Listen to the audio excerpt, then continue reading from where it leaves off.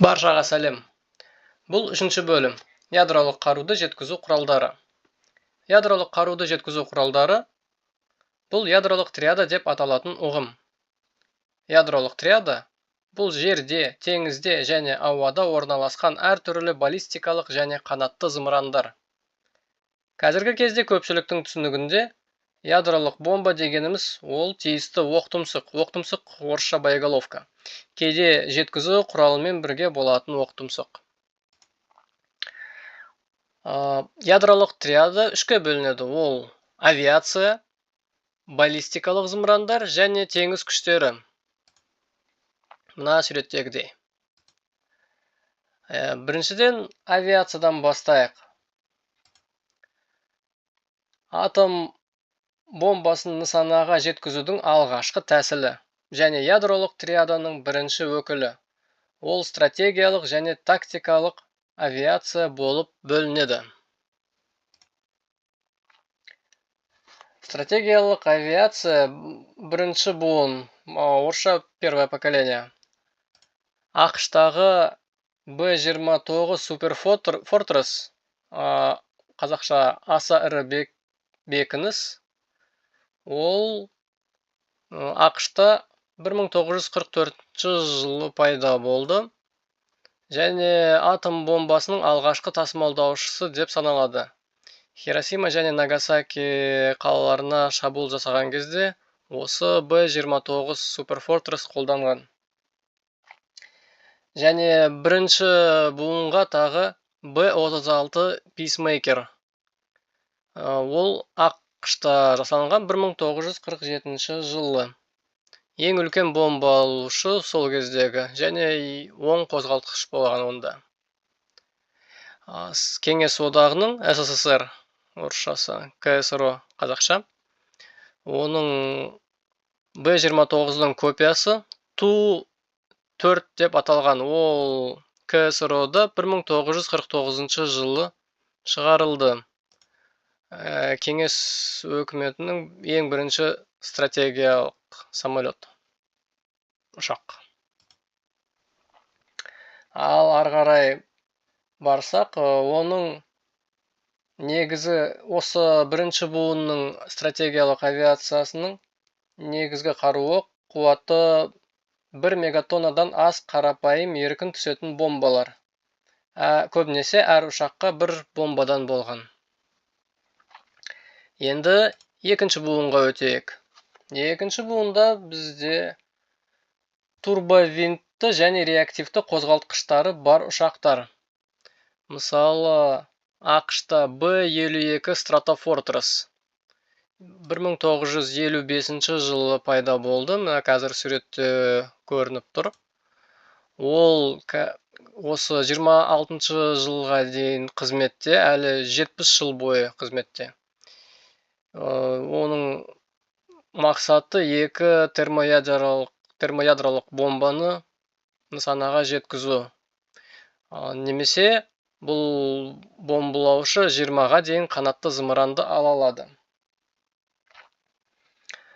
Ту-95 Медведь, Ту-95 Аю, СССР 1956 жылғы. Ол турбовинтті егер көрсеңіз, мына суретте, егер анау Американың Б-52 реактивті двигатель қозғалтқыштарымен болса, мынау турбореактивті қозғалтқыштарымен. Айта кетейік, мына турбореактивті қозғалтқыштар, олар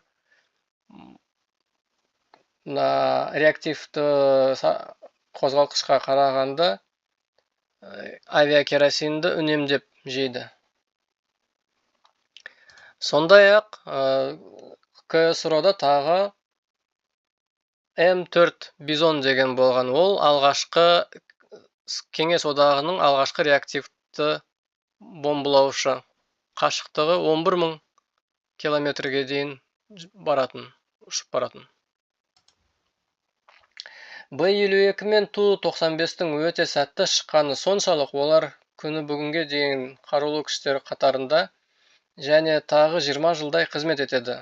Нақтысы бойынша, мысалы, мына Б-52 мен Ту-95 бір 100 жылға дейін істейтін болатын секілді.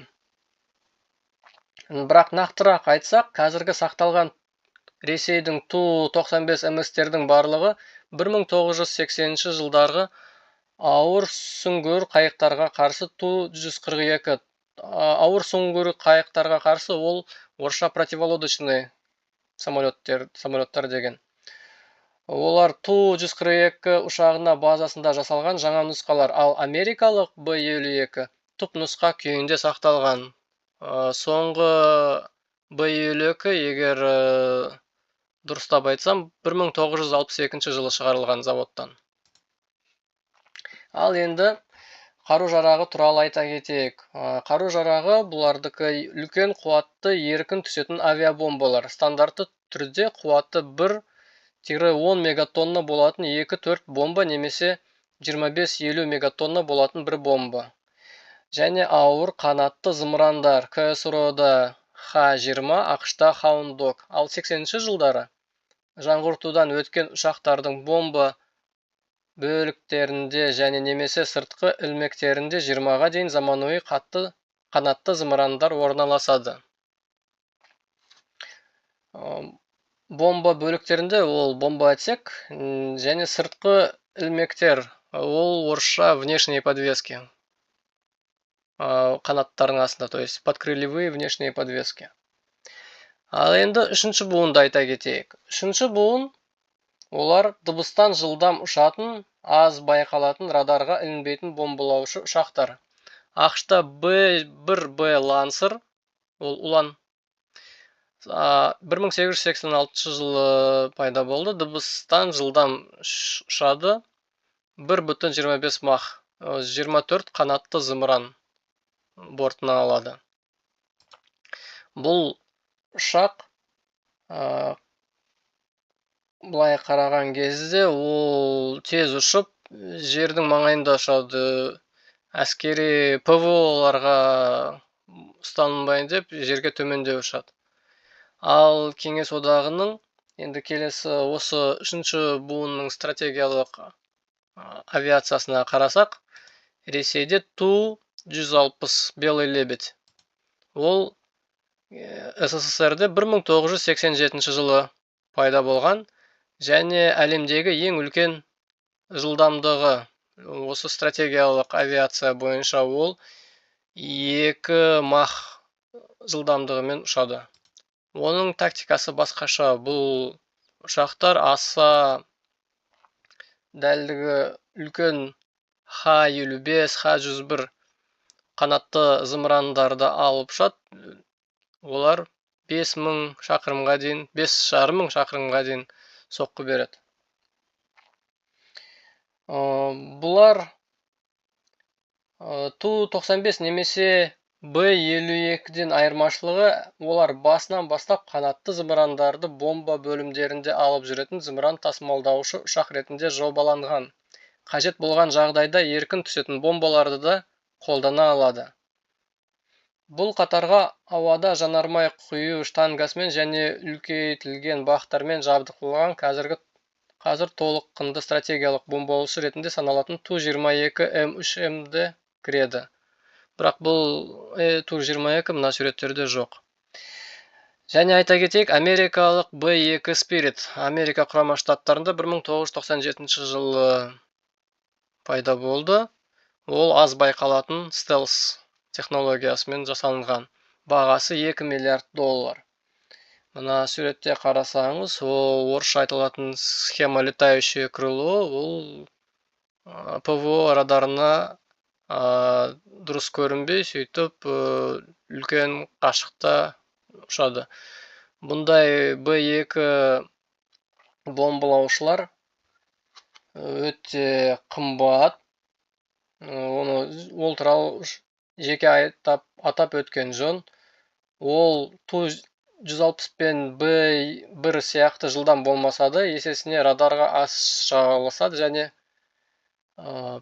бомбалар көбінесе бомбаларды алып шығады. Бірақ бұл самолеттер бұрынғы 99 жылы Югославияда, Иракта, Иранда және кейбір тағы басқа бір соғыстарда пайдаланған Бұның бастысы ол өзінің Америкадағы авиабазаларда, мысалы Райт Паттерсон авиабазадан ұшқан кезде үлкен шақырымға бір дозаправкамен ұшады. Мысалы 16 және немесе 20-25 мың километрге дейін ұшып бомбасын тастап қайтадан базасына оралып келуі мүмкін.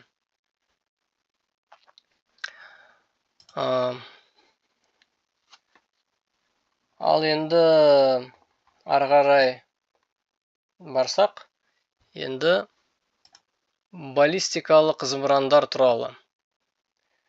Бұл ядролық триаданың құрлықтағы құрамдас бөлігі. Олардың мынадай негізгі сипаттамалар бар. Ұшу қашықтығы тактикалық және жедел тактикалық. Ол 500 километрге дейін. Екіншісі орташа қашықтағы 500-ден 5000 километрге дейін және құрлықаралық, орысша межконтиненталды 5000 километрден астам. Орналастыру және ұшыру тәсілі, ұшыру үстелінен ол пусковой стол дейді оны, немесе шахтадан, мобильді қондырғыдан және су асты қайықтан ұшырылады. Дәлдігі ықтимал ауытқу шеңбері, орысша КВО, круговое вероятное отклонение, оқтұмсық боеголовка 50% жағдайда дәл түсетін шеңбердің радиусы. Мысалы, бұлардың дәлдігі осы КВО-мен есептеледі. Бұлардың КВО-сы 400 метрге дейін. Ол нысанаға дәл тимеседі, 400 метр артаман теседі. Оның ішіндегі ядролық боеголовкасы нысананы жояды. Егер мына жерде қара кетсек, тарихи хронология бойынша ең бірінші баллистикалық зымырандарды ол немістер жасалған. 1942 жылы зымыранның алғашқы ұшырылымы Фау-2 әлемдегі алғашқы баллистикалық зымыран. Міне мына суретте Фау-2, ағылшынша V2. Ары қарай кетсек, бұл басқа да ракеталар болған, бірақ біз ең маңызды даталарды қараймыз. 1957 жылы әлемдегі алғашқы құрлықаралық баллистикалық зымыран Р-7-нің сәтті сынақтан өтуі. Сол жылы Р-7 көмегімен алғашқы жасанды серіктер ұшырылды. Мына Р-7 ракетасы. Бұл Р-7 ракета біздің Байқоңырдан шыққан. Ол кезде ол Кеңес одағының полигоны бол, және ракетный космодром болған. Бұнда ядролық қару және бірінші спутникті ұшырған 4 қазан күні 1957 жылы. Ары қарай кетсек, американдықтардың алғашқы баллистикалық зымыран, құрлықаралық межконтинентальный баллистическая ракета ол Атлас. Мына суретте мұл қарағанда кішкене Кеңес одағынан кішкене өзгеше түрлерін қараған кезде. 1962 жылы Кариб дағдарысы, адамзат ядролық соғыс шегінде. Ол кездері Кеңес одағы Кубаға өздерінің ракеталарын қоямыз деп, бірақ Американың самолет шпиондары бұны көріп, соны дау шығарғанда Кубаны морской блокадаға алған, теңіз блокадасына. Содан соң Америка өзінің ракеталарын, зымырандарын Түркиядан алып, ал Кеңес одағы Кубадан өзінің зымырандарын алып кеткен. Енді тағы қарасақ, 1975 жылы Р-36М әлемдегі ең қуатты жауынгерлік зымыран.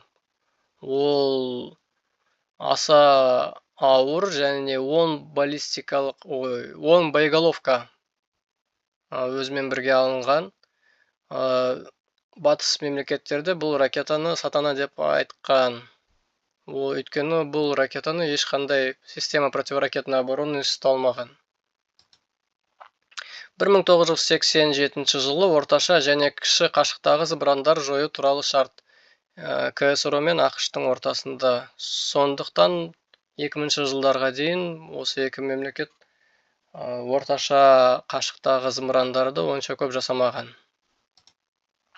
1990 жылдары Америкада Trident 2 суасты кемелерге қойылған.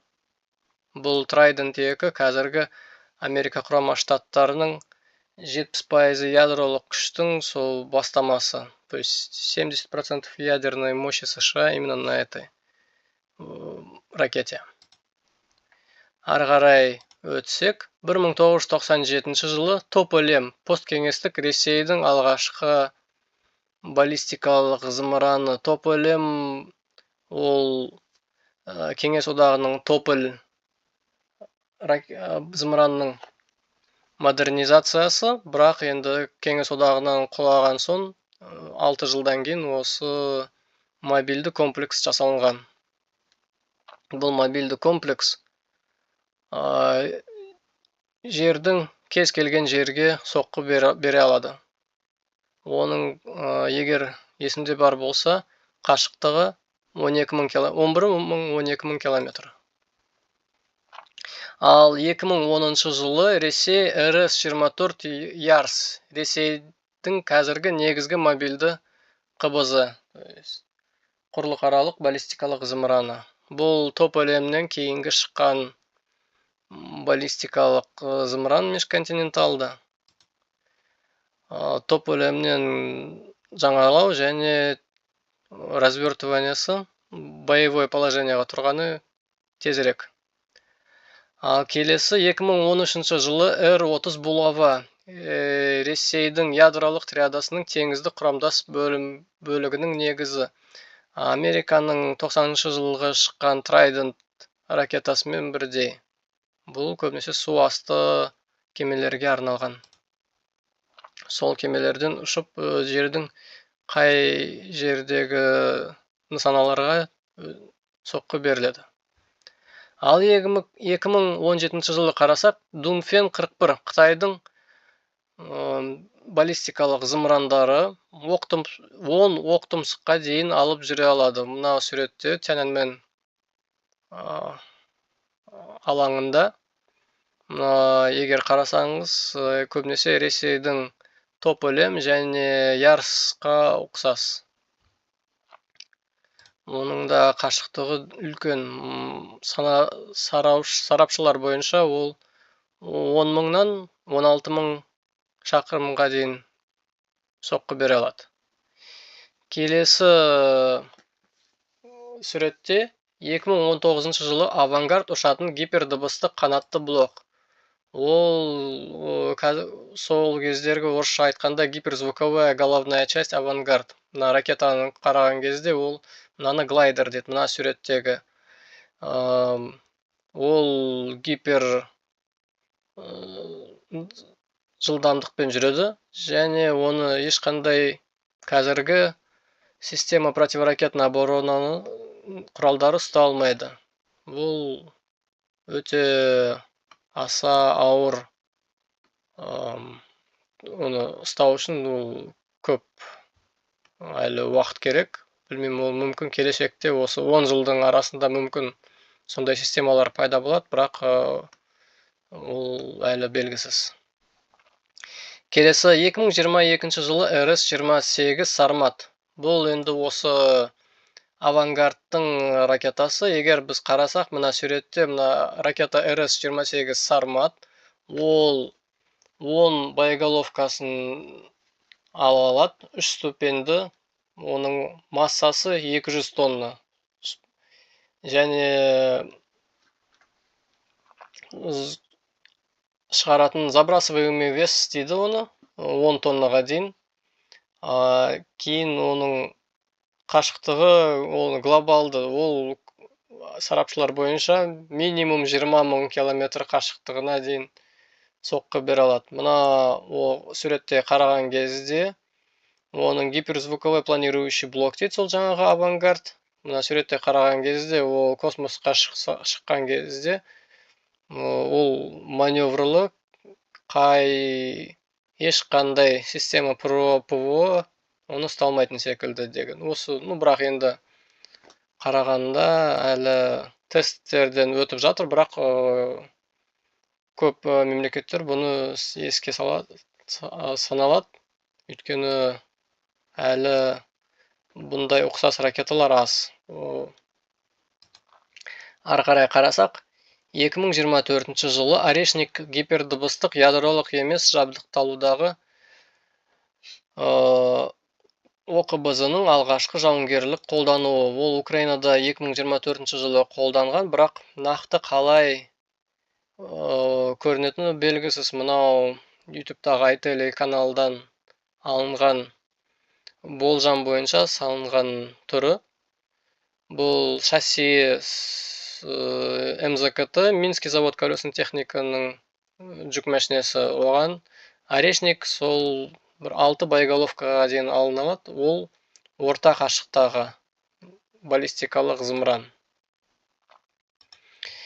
Ары қарай өтсек, келесі бізде қанатты зымырандар. Қанатты зымырандар баллистикалық зымырандарға қарағанда осалдау келеді. Өйткені ұшу траекториясы атмосферада әуе шабуылына қарсы қорғаныс ПВО құралдары жететін аймақта өтеді. Бірақ байқалуы қиынырақ.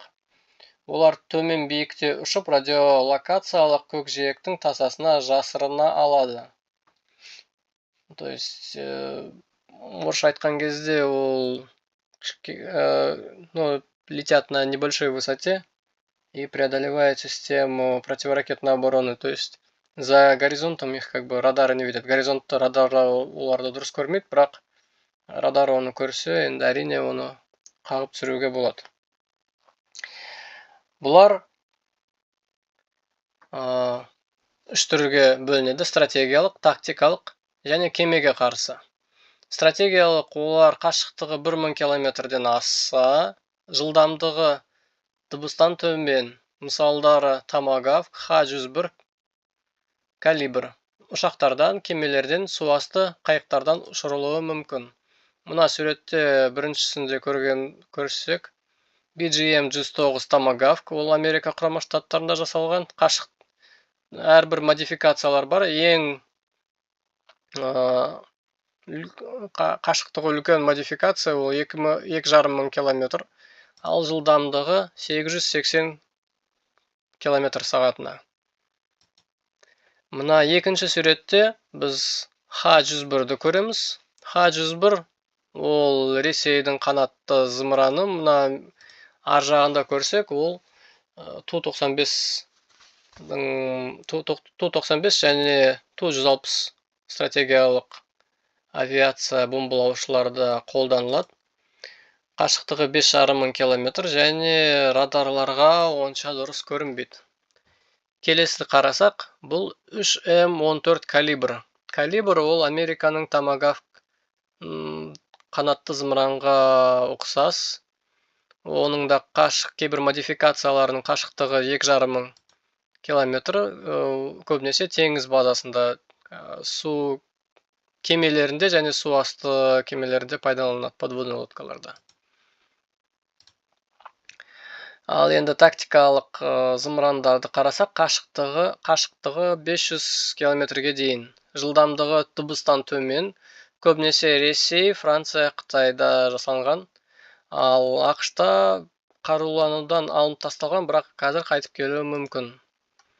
Бұл мысалы көрсек 9М729, ал әлемге ол Искандер К деп әйгілі. Бұның Ресейде шығарылған, қашықтығы 500 километр, құрлық базасы. Ол МЗКТ-ның базасында. Мына суретте қараған кезде как раз погрузка болып жатқан кезі. Келесі суретте Скальп EG Франция. Бұл авиация истребительдерде, жойқыш ұшақтарда қолданылады. қазіргі кезде көп Украинада Украина оны Ресейге қарсы жақсы пайдаланады. Қашықтығы 550 шақырым. Және тағы біреуін қарасақ, бұл Қытайдың CJ-1 Dun DH-1. Ол Қытайда жасалған, қашықтығы 1,5 мың километр. Құрлық базасы. Ол получается наземный ракетный комплекс. Егер қарасақ, осындай түрде бұл басқа фотографиялар аз, көбінесе Қытайдың осындай техника бойынша, бірақ осылай деп осындай фотографиясы бар деген айтқан Google-да қараған кезде. Және тағы бір қарасақ, кемеге қарсы зымырандар. Бұл противокорабельные крылатые ракеты дейді орысша. Қашықтығы 100-ден 500 километрге дейін, жылдамдығы 3-5 мах. Егер басқа зымырандарға қарағанда, бұлардың жылдамдығы өте үлкен. Мысалдар P-700, P-800 зымырандары. Олар көбінесе авиатасымалдаушы топтарды жою үшін, то есть орысша айтқанда для уничтожения авианосных группировок противника. Бірінші суретте P-700 гранит. Бұл Кеңес одағында Ресейде шығарылған. Ол қашықтығы 625 км, жылдамдығы 2,5 мах. Дыбыстан 2,5 есе тез ұшады. Келесі суретте P-800 Onyx Ресей шығарған, қашықтығы 800 км, жылдамдығы 2,6 мах. 10,6. P-800 Onyx. Ол береговой ракетный комплекс дейді оны. Қытайлардікі YJ-18 қашықтығы 540 шақырым, жылдамдығы 3 мах. Мұна Тяньаньмэнь алаңдағы мұна суретте олар. Кейін тағы айта кетейік, Брамос зымырандары. Брамос қашықтығы 450 шақырым, жылдамдығы 2,8 және 3 мах. Бірақ бұл кемелерге де тек қана кемелерге қарсы емес. Соңғы Үндістан мен Пакистанның кіші соғысында пайдаланған, бұл жерлерге де по наземным целям тоже применялся деген ақпараттар болған. Арғарай қарай кетсек, бұл морская составляющая дейді, теңіз зымырандары көбінесе мына суретте, мынау Р-30 Булава Ресейден шыққан.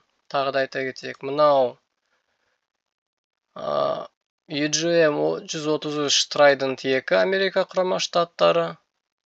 Келесі қараған кезде оның Қытайдағы солардың аналогтары Trident 2-нің JL-3 мына суретте. Және Францияныкі М-51 суасты кемелерден пайдаланады. Қашықтығы 10 мың шақырымнан үлкен. Қазіргі соңғы модификациясы М-51.4. Мына қанатты зымырандарды айта кетейік. Мына суреттерде Калибр, арғарай Томагавк, Дунфен 10. Бұл Дунфен 10. Көрсек мына суретте. Кейін Скальп Навал. Ол кемеден қолданатын Скальп ракет зымыранның версиясы. Енді қара кетсек, тағы ядролық оқтұмсықтар, торпедалар, супер торпедалар, артиллерия және диверсиялық болған. Торпедаларды қара кетсек, тек теңізге арналған нұсқа. Әдетте қарулы күштерде ядролық зарядтары бар 533 мм торпедалар тұрады. Авиатасымалдаушылар тобы сияқты ірі теңіз нысаналарына соққы беруге арналған.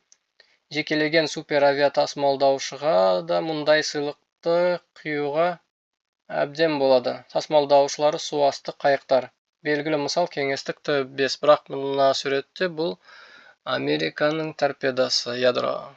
Бұл ядролық емес, бірақ осындай торпедаларды болады. Көбінесе Ресей мен Америка құрама штаттарында жасалынған. Супер торпедалар.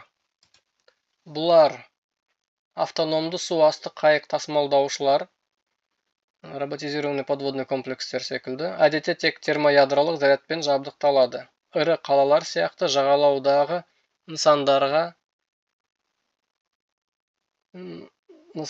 және авиатасымалдаушы топтарға шабуыл жасауға арналған. Тек жоба түрінде ғана бар дейді, бірақ адамдардың естуін бойынша Ресейдің Посейдоны прототип ретінде бар секілді. Кеңес заманда Т-15, ал қазірде Посейдон бұрынғы аты статус 6, статус 6, бірақ оның негізгі міндеті шын мәнінде жауынгерлік патрульдегі сүңгуір қайықтарды ілесіп жүріп жоюға арналған терминатор болу. Көбінесе сол қалаларға арналған жоятын суперторпеда. Ары қарай қарасақ, артиллерия, шағын ядролық құрылғылар, ірі калибрлі снарядтарға 150 мм және одан жоғары зақымдаушы бөлік ретінде орнатылуы мүмкін, көбінесе тактикалық ядролық боеголовкалары. Ядролық снарядтар кеңестік, ресейлік және НАТО өндірісіндегі әртүрлі зеңбіректер үшін жасалынған. Бұндай артиллерия ядролық қару қазір тек Ресейдің қарулы күштерінде ғана қалды.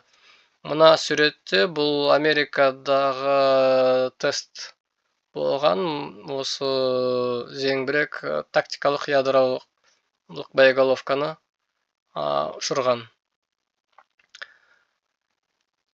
Тағы соңғы түрі диверсиялық, оны чемоданная бомба деп айтқан, портативті. Ол аяқ жаяу жеткізу диверсанттарға арналған шамадан. Ядролық бомбасы ішінде бар. Ядролық күштерді басқару пульті ядролық чемоданчикпен шатастыруға болмайды. Ол осындай тәсіл жау қаласына жасырын кіргізіп, таймерді орнатады да тайып тұрады, қашып кетіп. Мына суретте қарасақ, бұл W54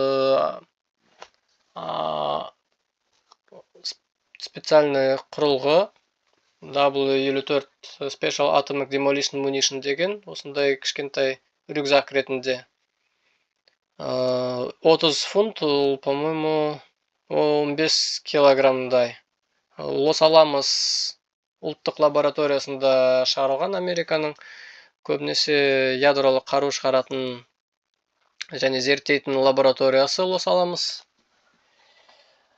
Сондай Ресейде де аналогтары бар деп айтқан сыбыстар бар.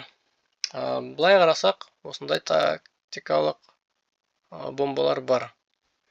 Енді айта кетейік, ядролық триада туралы технологиялар дамуына қарамастан V2-ден бастап гипердыбыстық орешникке дейін.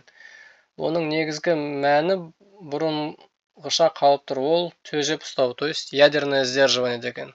Сол ядролық соғыс болмау үшін осындай қару жарақтар шығарылған.